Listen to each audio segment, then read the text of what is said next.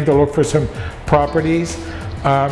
Every realtor I talked with tried to talk me out of buying a house here when I could buy a house in Ross Township, or I could buy a house in the North Hills.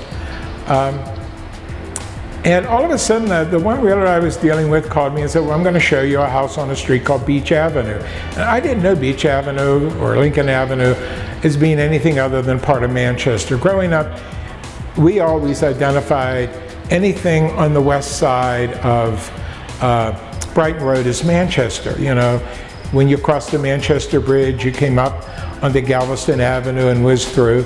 And so I looked at this house on Beach Avenue, and I thought it was a really well-maintained house. The couple that was selling it had lived in it from the 1920s. They had raised their family in it.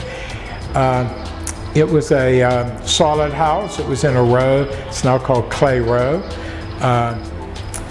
Met my wife on a trip to Europe, and we decided to get married, and we lived there, and we became very close friends with the other people that lived on Beach Avenue, which at that time was mostly made up of rooming units and small apartment units.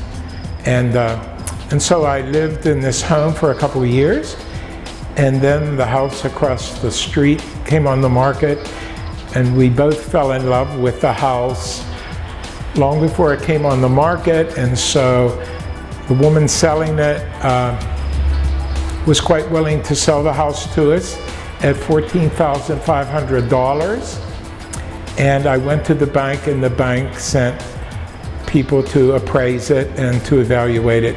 And they said, we won't give you a mortgage for that kind of a price. No property on that street is worth $14,500, but they would give me a mortgage for $14,000.